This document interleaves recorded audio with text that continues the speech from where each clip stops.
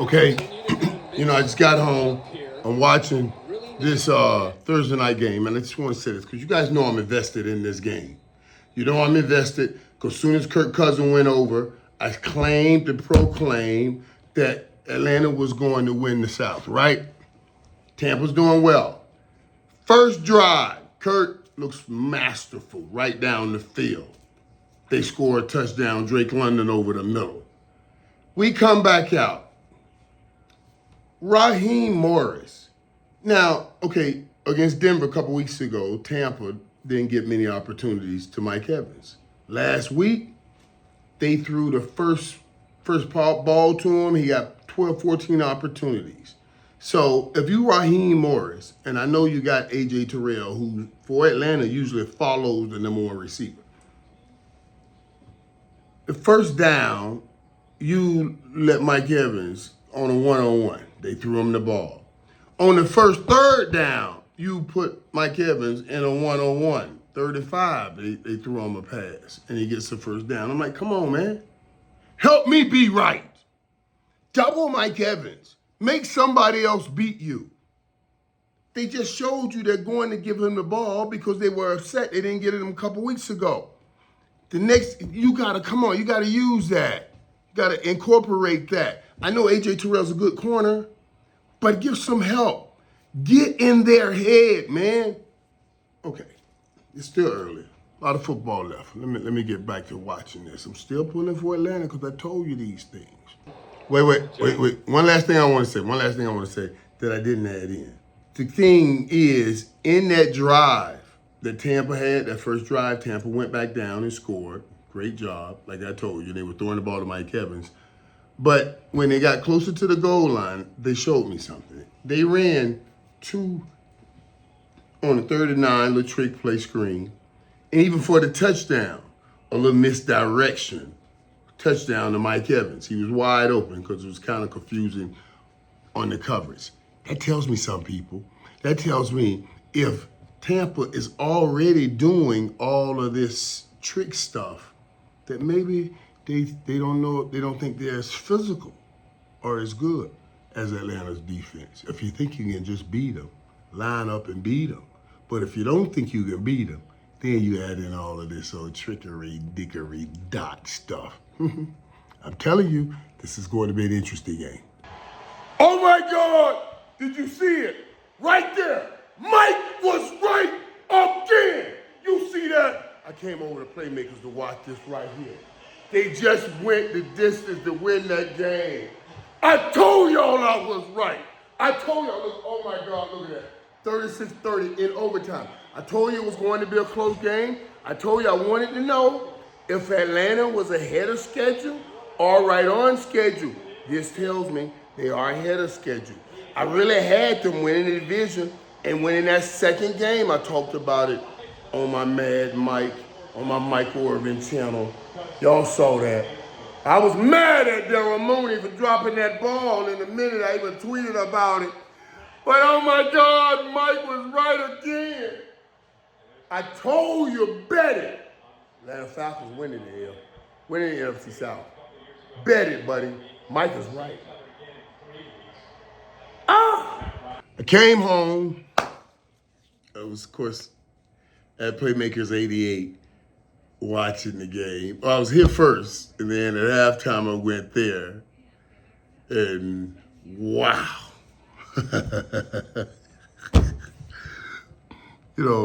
The game was so big for me, because remember now, you guys remember, I've been talking about Atlanta.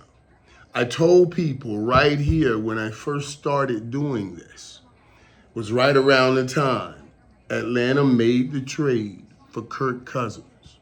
One of the first videos I put up here was, book it. I'm telling you right now, the Falcons will win the South. Watch this now. Watch this season. Right now, I'm going to give you the early favorite. That early horse, NFC South winner, Atlanta Falcons. Taking over Tampa Bay. Even if Tampa did sign back Baker Mayfield, they split last year with Tampa. They'll beat Tampa this year. I'm taking the Falcons to win the South. Take it right now if you're smart. I told you to book it. Book it. And I want to tell you what I saw, tell you how I come to it, tell you some of the things I look at to determine what can possibly be and why it can be. When I saw Kirk Cousins go to this team, I knew they had all the other components, at least in, especially, most importantly, offensively. Offensively, you got weapons that, given the right situation, can explode. Everybody barked when they made the decision to go get Kirk and then still draft Penix Jr. with the 8th pick or whatever pick that was, draft a quarterback with the 8th pick, with whatever pick that was. Well, what would you put the resource in it? I said, I'm the only one said, shut up. How can we every day talk about how important the position is? And you have done a great job in Atlanta stacking your team at every other position. And if you just get one thing right here, you can be off and running. Signing Kirk Cousins and drafting the quarterback was absolutely the right thing to do.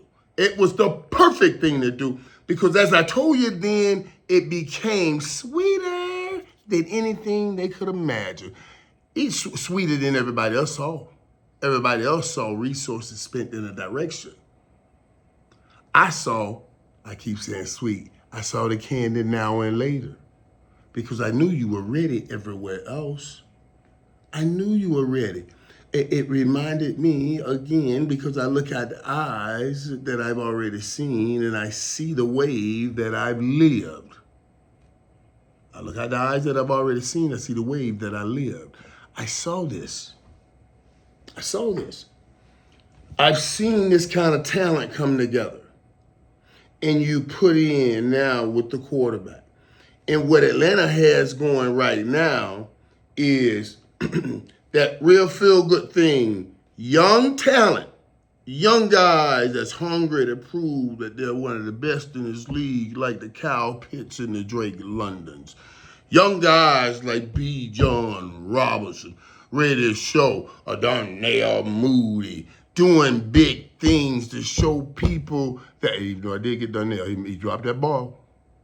You dropped that ball, Mooney. Yeah, but you still had 100 yards. You still had 100 yards. So you get 9 receptions for 109 yards. Drake London gets 12 receptions for 154 yards. Kyle Pitts goes for 7 receptions for 88 yards. Kirk Cousins throws for 500 yards. See what I'm saying? You see what I'm saying? Now, my mentality. Because I told you what I saw. And now I have to watch it. And I look around, I have to see how people are going to nurture it and grow it. I had an outburst on TV the other day because Raheem Morris, Coach Morris, said after they did not get Kyle Pitts any throws last week, they asked, what did you say to Kyle Pitts about not getting an opportunity? He said, I told him stats are for losers.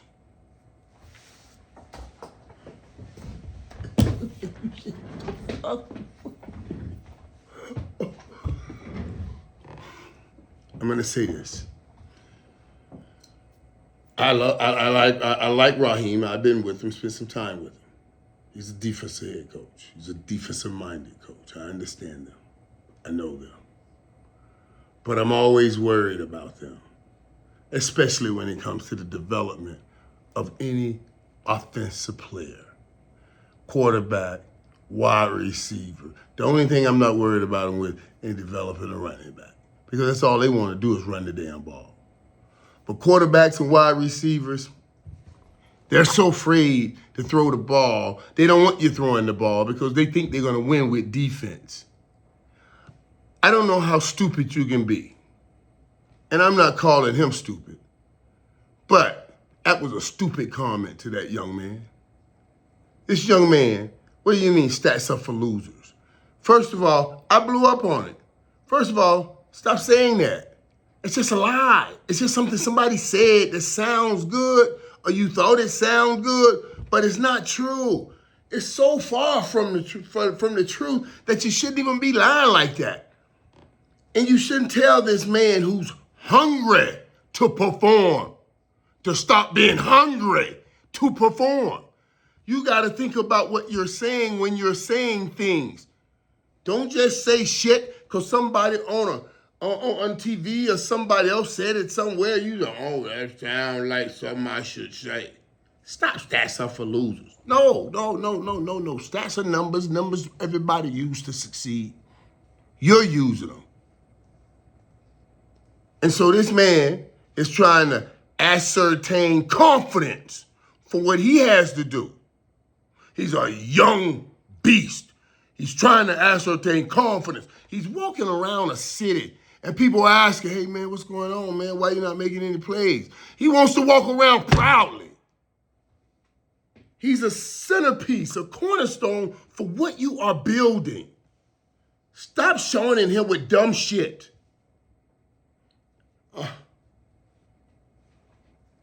You can't do that, man. You got to know how to raise champions.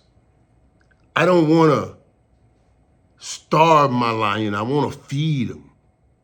I don't want to starve my cub. I want to feed him right so he can grow up to be the right lion. You're starving your cub. Talking about stats are for loser. Okay. I should have a strong desire to make plays and catch passes and run touchdowns. That's for losers. If you thought about it, you would never say it. So I'm going to verbalize these things. We use numbers all the time. Analytics, use numbers. 3rd and 3, 35, everything numbers. We judge how well we are and how well we're doing. What's your damn record? Numbers. Every man must do the best he can in his particular area. And when you measure tight ends and who's the greatest tight end, which he has a desire to be, they are measured by catches. Don't do shit like that ever again. That's not leadership. That's all I'm saying. I'm not getting on Coach Morris. I'm really coming at all defensive coaches who don't know nothing about raising and growing an offensive player. Take that advice. Sprinkle it wherever you need. But make sure you understand. Come on, man. We got young lions over there. Young lions. And let me tell you what you did tonight. With Pittsburgh 7 for 88, 12 for 144 for Drake London. If you're going to build something great, Mooney, another 109, you're going to build something great. Bijan Robinson only had 61 yards rushing, but he came in with another 3 receptions for 16 yards. You're going to build something great. Mooney, 2 touchdowns. You're going to build something great. You want all young dudes feeling like they're making plays and competing about the plays they're making. You don't shut them down, dog. That's what scares me about Atlanta, and that's what I told you guys is what's going to make them great. I only got mad at Coach Morris because I know what it takes, and when I hear that, I want to help him and say, don't do that. I told these people great things about to happen in Atlanta. Talk like that will ruin it. Don't ever say that again. Keep them hungry. Keep them competing. They're competing right now and showing up. And this is why I'm going to give you this. This stuff here, this kind of stuff you don't hear from football players. You don't hear from broadcasters because this is pure leadership stuff. And I won't put them down, but most of them haven't led to this level anyway.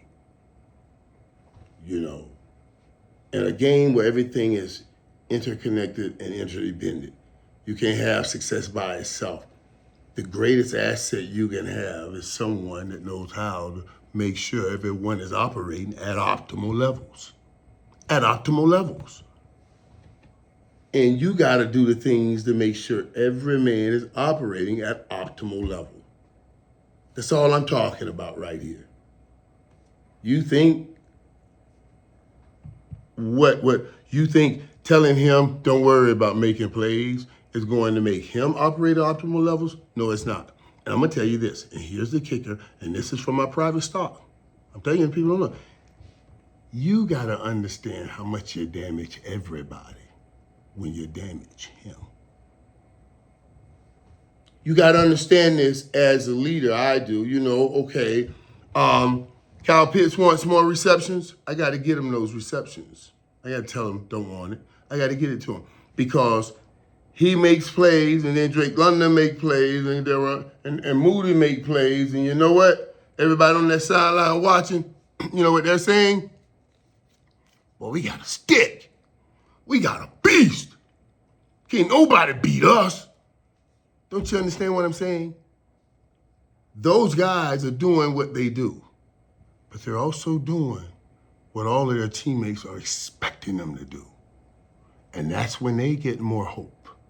All the teammates get more hope. And what does hope do? Well, you know what hope does? Hope dictates effort. Hope dictates effort. So when they're seeing the stars like that, making plays, they said, damn, we're clicking. We out here clicking. Why can't nobody stop us? And then they get more hope. And hope dictate effort. If you got a lot of hope, I'm going to give a lot of effort. If you only got a little bit of hope, you're going to give a little bit of effort. You don't want nobody shutting down Kyle Pitts. You don't want nobody shutting down Drake London because then that gives your team a little bit of hope. Come on, man. Y'all want to bring me in? I'll sit down and break y'all down on true leadership. I ain't talking about drawing up X's and O's. I'm talking about moving around Jimmys and Joes. Come on. Be smart. Everybody getting confidence now because the board reads like it's supposed to. And as Emmett and I used to tell everyone when we walked on the field, with this kind of board, every team steps on the field saying, oh God, we got to stop the run game. We got to stop the pass game. It's going to be hell to stop this team. That's what they say. That's what they'll be saying about Landon. Because let me tell you something. I know he only rushed for 61 yards. And he only caught 3 balls, 16 yards. But B. John Robinson, dude, that boy run hard. Hard. I can tell you, boy, that boy runs hard. I love Drake London because I can see some Mike Irvin in Drake London. And even some assets that I didn't have, I see that he has because he's good at playing in the middle of the football field, settling down, kind of tight end-ish. I didn't want to do that. The big boys were in the middle. I wanted to be out there beating on the boys when I'm the big boy. I'm the big boy out wide. In that middle mess, you're not the big boy. They got linemen and the linebackers in there, 270, you know what I mean, 260, all the big boys in there. So I didn't really want to do that. But he can do that also. And he's tough. He's rough, man. So Mike Irvin. Emmett and B. John, different styles, but both get the job done. Kyle Pitts and Jay Novacek, yeah. Jay is not as fast, but Jay's way more crafty. You see, Kyle Pitts beats you with speed. Jay beats you with timing, craftiness. Kyle will come up on you, give you a couple fakes and beat you out. Jay's gonna come up on you, sit, stare, sip a cup of tea, and right when Troy throw it, then turn and catch the ball. But anyway, he gonna catch that damn ball and you ain't gonna stop him. It's Kyle's gonna get his receptions and you ain't gonna stop him unless you're the head coach. To tell him, I'm not messing with him. I'm sorry. I'm gonna let it go, Raheem. I gave you that, just don't do it again. I won't bring it back up, but you know what I mean. You see what I'm saying? But we got to work the confidence of the team, everybody in the building. You see, winning championships is not just we going to set it up. It's a feeling. Everybody start feeling it. Everybody start feeling it. And it's a little thing that starts, grows and grows and grows and grows and grows. Now, when I look at Atlanta, 3 T's. I call it the 3 T's that you can tell when you look at something and see if there's a possibility of sustainable growth to a place of a dynasty.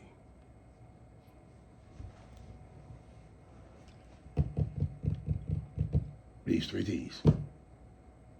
You have a place of sustainable growth for winning now and a setup for a dynasty. These 3 T's. I'm going to just give them to you, and then I'm going to go get some sleep. Just excited for them. And I'm going to tell them some of these things. You know what I mean? You have to have talent. That's important. Talent. We all got to have talent. We got to have something to work with. Atlanta has plenty of talent. I just talked to you about that. Football's a physical game. You know, it's a physical game. And no matter how much talent you have and how you want to incorporate the talent with each other and then dispense it upon people, you can do all of these wide open offenses and all that, but you're still going to have, no matter what, you're going to have to display some toughness. That's the second one. Talent, toughness. And the third one is timing. You see, when I came in, Troy and then Emmett, and thank God Troy was ahead of his time, so he speed our timing up. But you guys don't have the option to wait if your draft pick can pick it up now. Your talent and that young team was ready right now. So sticking Kurt in, and Kurt was the perfect person to go in because he'll do what you need to do now and pass on what he need to pass on to the young guy. So in a few years, they can make that transition. And all the guys that are there now will still be there. You see what I'm saying? That's why the timing is so important. Because now what they're going to build, just like what we built, was anybody comes onto this team got to do shit like we do it. Or we got to talk to coach about getting his butt out of here.